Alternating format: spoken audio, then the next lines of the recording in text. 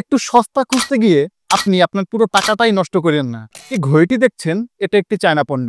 আজকাল চায়না পণ্যের নাম শুনলেই আমাদের মাথায় কোনো একটা বাজে ধারণা চলে আসে। এটা কি টেকসই হবে, কাজ করবে তো, এমন ধরনের নানা প্রশ্ন আমাদের মাথায় ঘুরপাক খেতে থাকে। অনেক ক্ষেত্রে নর্মাল কিছু দেখলেই আমরা বলে উঠি এটা চায়না প্রোডাক্ট।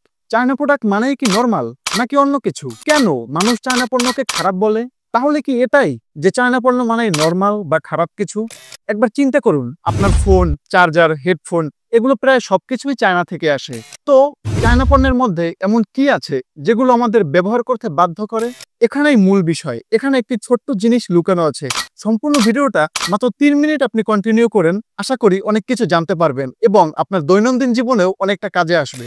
মূল কথায় আসি, চায়না কি শুধু নর্মাল পণ্য বানায়, নাকি আমরা শুধু নর্মাল পণ্যটাই কিনি, নাকি চায়নারা অন্য কোনো প্ল্যান প্রোগ্রাম করে আমাদের কাছে প্রোডাক্ট বিক্রি করছে? আসলে চায়নারা আগেকার দিনে যে পণ্যগুলো বানাতো সেগুলো বানানোর সময় প্রথমে সাধারণ মানুষের দিকে ফোকাস দিত।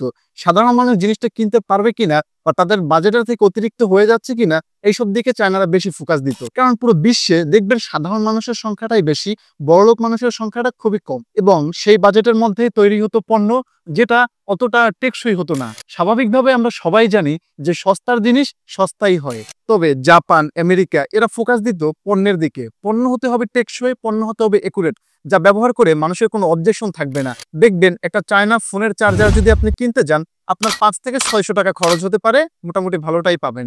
আবার সেম একই চার্জার একই এম্পিয়ার অনুযায়ী আপনি যদি কিনতে যান, একই ওয়াট অনুযায়ী যদি কিনতে যান, আপনি একটা জাপানি একটা আমেরিকানটা কিনতে গেলে আপনার সর্বনিম্ন 2000 টাকার উপরে খরচ হবে। কিন্তু চায়না সেখানে আপনাকে 5 থেকে 600 টাকার মধ্যে এটা দিয়ে দিচ্ছে। চায়না থেকে জাপানিজ পণ্যগুলোর দামটা কিন্তু অনেকটাই বেশি।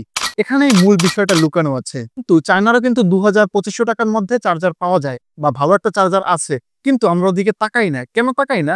আমরা ওই যে 5 থেকে 600 টাকার মধ্যে, মানে আমাদের যে বাজেট, ওই বাজেটের মধ্যে আমরা যেটা পেয়ে যাই, তারপরে আমরা উপরে তাকাতে চাই না।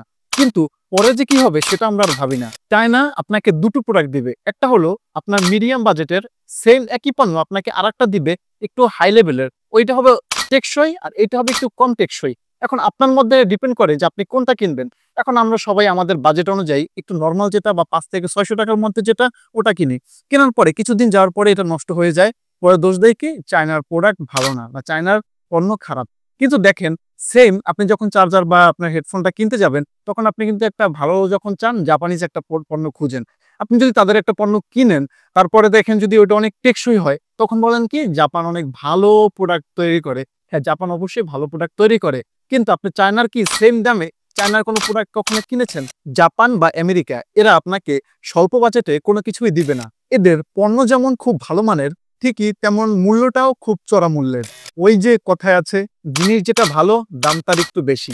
মজার বিষয় হলো, আমরা যত যাই বলি এই চায়না পণ্য ছাড়া কিন্তু আমাদের দৈনন্দিন জীবন চলে না। চায়নাও উন্নত মানের টেকসই পণ্য উৎপাদন করে, কিন্তু আমরা সেগুলো কিনি না বা আমরা সেগুলো দেখি না।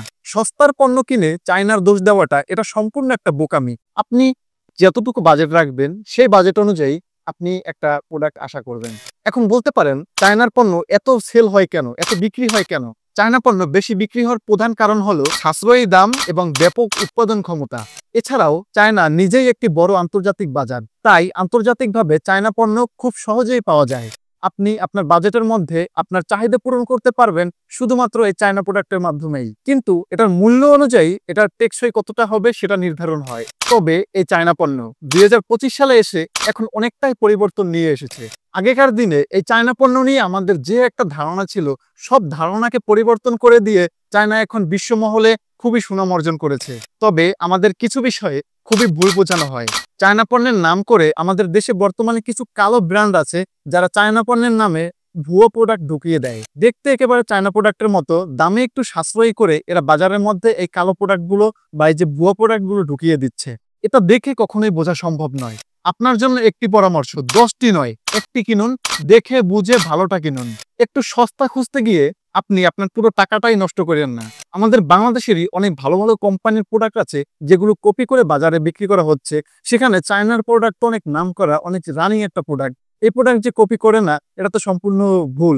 এজন্য আপনি যা কেনেন, যেটাই কিনেন, সেটা আপনি দেখে বুঝে ঘেঁটে তারপরে কিনবেন, কারণ আপনার টাকারও মূল্য আছে। আপনি একটা জিনিস কিনে প্রতারিত হওয়ার পরে আপনার নিজের কাছেই খারাপ লাগবে। এজন্য কেনার আগে অবশ্যই বাজেটটা রাখবেন, সেই বাজেট অনুযায়ী প্রোডাক্ট আশা করবেন এবং দেখে বুঝে ভালোটা কিনবেন। ভিডিওটা যদি ভালো লাগে তাহলে সবাইকে দেখার সুযোগ করে দিবেন, একটা লাইক কমেন্ট করে দিবেন। সকলে ভালো থাকবেন। আসসালামু আলাইকুম।